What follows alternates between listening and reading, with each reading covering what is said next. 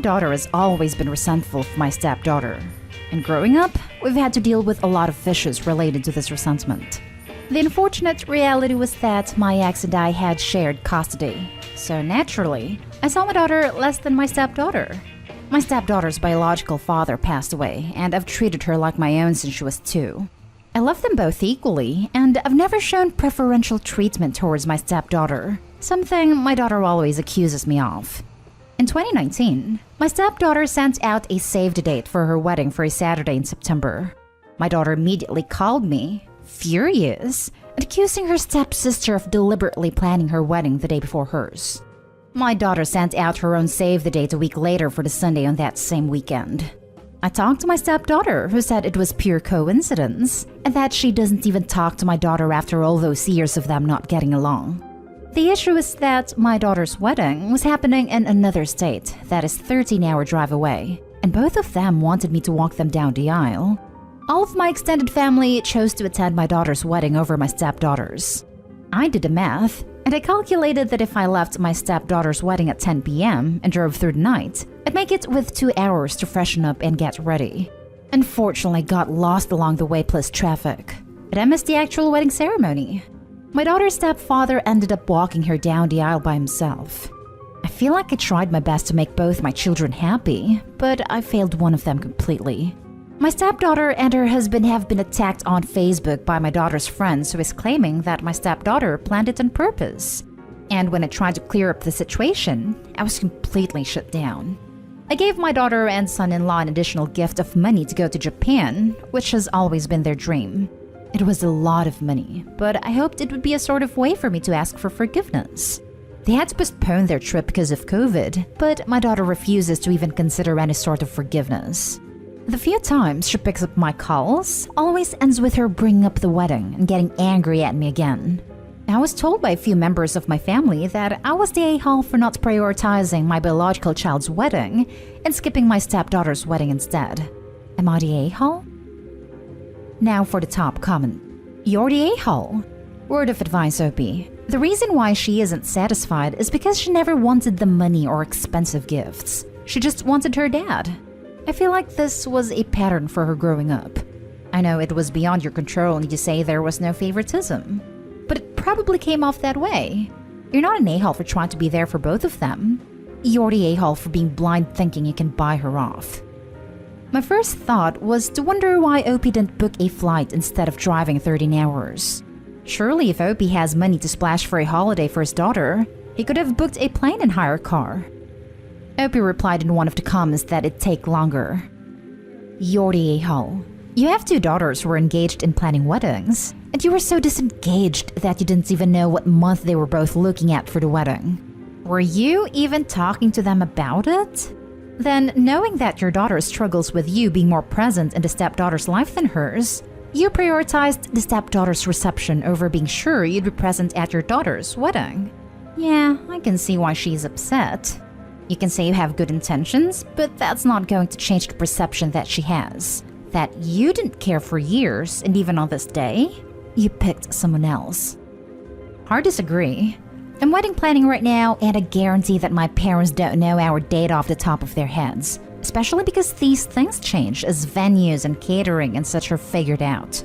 The entire purpose of a save the date is to share your finalized date and location with your family and guests. Info. Was your first time hearing about these weddings the day you received the save the dates? Did neither of your daughters share possible dates with you beforehand? Was my daughter invited to stepdaughter's wedding? And why did you leave until 10 p.m.? Everyone sucks here. Your bio daughter because she didn't help any of the drama at best, and at worst purposefully caused the drama. You for thinking 2 hours is a good buffer after a 13-hour drive that you started at 10 p.m. after a wedding, you would have walked down that aisle looking like a zombie even after a shower. Rude to your daughter. For not leaving until 10 p.m. Friend's opinion or not, you did choose your stepdaughter over your bio daughter. If you expect your bio daughter to get over her bio father who was supposed to walk her down the aisle not even being there, why wouldn't you expect your stepdaughter to understand that you had to leave her party to walk your other daughter down the aisle? The way you phrased the "unfortunately stepdaughter lived with me full time, so I had more time with her," in my opinion, sounds like a justification for the same performative effort but lack of actual effort and care taken in this matter. You are at fault at least as much as her in this. Next story. Am I the a-hole for not inviting my aunt to my wedding and saying she's not invited to my bridal shower? My Aunt Diane, fake name, isn't someone who's a nice person. She, my dad, and her sister, my other aunt, do not get along. They're always feuding over politics and BS. I haven't seen her in years, and she's largely been absent from my life. This summer, both my sister and I are getting married. My sister and I are in vastly different fields. I work for a software company as a designer, and my sister's becoming a doctor. We're just very different people with different interests. But for some reason, Aunt Diane always feels the need to brag about my sister on Facebook, even though she's not a part of her life either. She'll post things about how proud of her she is, how wonderful she is, and had never once felt the need to do that about me. Normally, I would just brush it off because I really don't care what she thinks. She's just a sad woman. The background behind why I don't want her at my wedding is this. I got engaged a full year before my sister. My fiancé and I have been together almost 10 years now and have just not been in a rush to get married. I didn't think twice about not getting a congratulatory comment/post from her. But when my sister got engaged a year later, she posted multiple things on Facebook about their engagement, about her fiancé, about the ring, etc. That's when I lost it. I told my parents she was under no circumstances invited to my wedding or shower. I was the one who sent the wedding invite, so I never sent one to her. I'm pretty sure my dad, her brother, just told her she wasn't invited because she couldn't come anyway. I just went to my sister's shower the other day, and my Aunt Betty told me that Aunt Diane would absolutely be attending my shower. I told her this was news to me since she wasn't invited to my wedding. My mom looked mortified and got pissed at me. I refuse to have someone attend my wedding who's made it clear she doesn't care about me. Am I the a-hole for not inviting her? Edit. Someone mentioned this and I want to clear this up. My aunt does not have a closer relationship with my sister versus me. Neither one of us has spoken to her in 20 plus years. We just happen to all be Facebook friends. She's never reached out to either of us prior to my sister starting medical school. And my aunt and I are no longer Facebook friends. Lol. Not the a-hole. You're not under any obligation to invite anyone. It's your celebration, so you get to decide who to celebrate with. Also, under no obligation to be Facebook friends with anyone you don't want to. Not the a-hole, but it might be a good idea to communicate with Diane directly and explain that she is not invited. Maybe record a conversation. I offered to reach out to her personally about this decision, and my parents told me absolutely not. I'm an adult and feel that I'm the one who owes her this explanation. I hate being fake. As you say, you're an adult. Perhaps it's time to not let your parents control how you communicate with your aunt. Tactfully respecting her parents' wishes about how to interact with her aunt isn't the parents controlling her communication. There hasn't been any escalation here on the part of the aunt. If she starts talking trash on Facebook, then it would be worth confronting her regardless of the parents' wishes. Right now, though, OP doesn't need to ring her up and say, "I'm not inviting you because blank." That would be OP escalating the situation and inviting conflict. Exactly. I'm not letting my parents control me. I'm just respecting them and not causing a blowout fight. Not the a-hole. My wife and I work in weddings, and I'm gonna tell you the same thing we tell every one of our couples. It's your day, not theirs. And if you don't want someone at your wedding, then you don't need to have them there. Next story is titled, Am I the a-hole for lying to my mother about keeping contact with ex-step family? Male 19. I lived alone with my mom for all my childhood. But around 11, my mom started a relationship with a dude who hated me and whom I hated. However, he had 2 daughters that came living with us, all whom I loved, brotherly sons. Since he was a prick to me, and sadly, my mom was a prick to them, it was the world against us 3. I still got out of this home around 16 years old and went living in a college town. I supply myself 100%. Food, my college, rent, car, etc., and I'm 19 now. But I kept coming back at least every 2 weeks to see my sisters and do something with them. They're 13 and 14 today, by the way.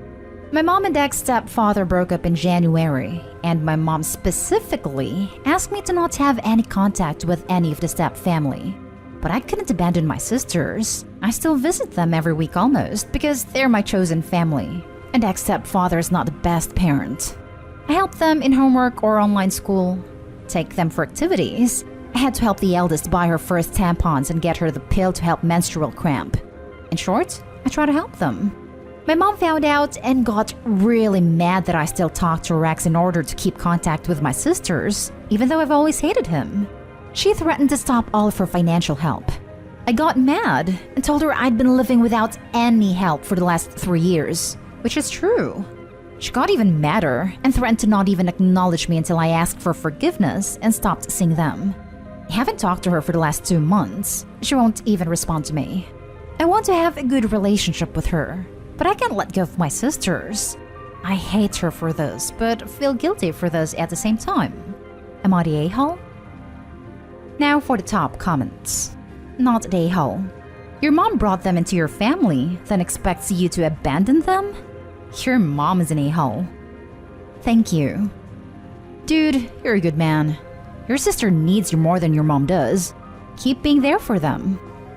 So basically, your mom wanted you to play family for 8 years because she fell in love, and now she wants you to stop being family because she broke up? It doesn't work that way. It's amazing you have a good connection with your steps. Don't give it up. Not the a-hole.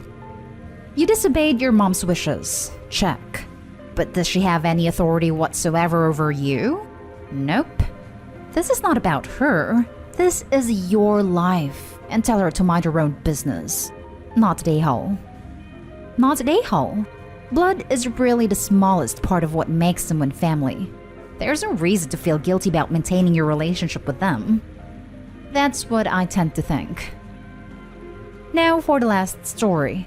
Am I the a-hole for comparing my mom and her husband to people my in-laws dislike as a way of making it clear where I stood? Confusing title, so I will explain. When I was 8, my dad died. I was the second of 4 kids.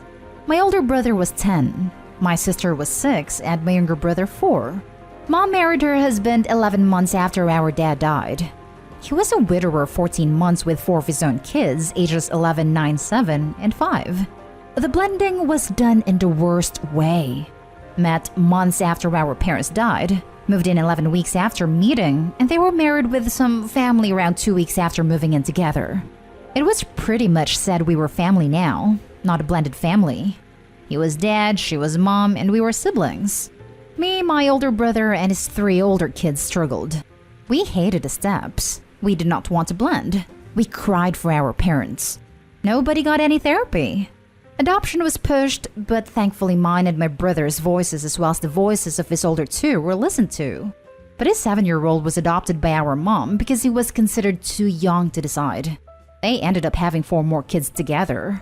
It broke pretty spectacularly, and I don't speak to my mom or her husband, and I don't see or speak to his kids.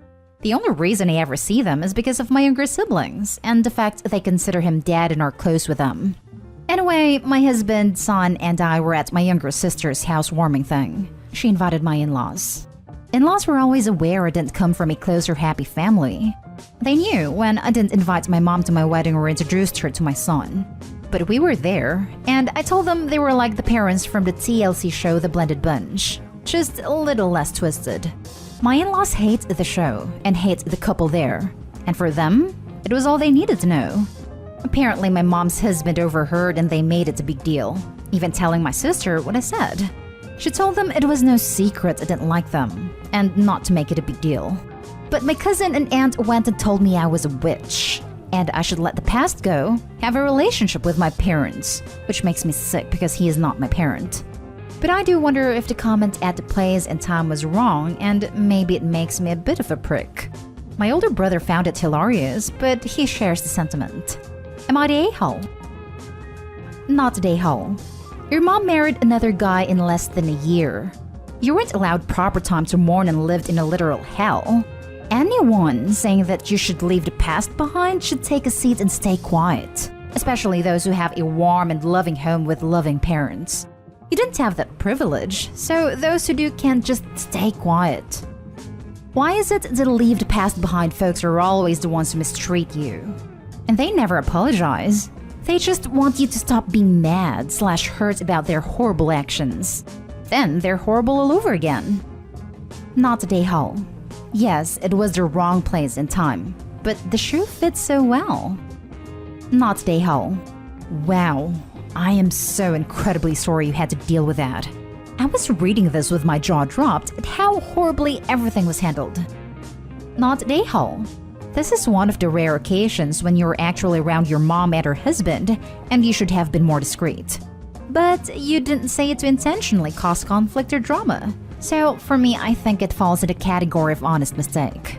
Your cousin and aunt were out of line. They decided to create the scene, not you, and telling you to let the past go is not appropriate.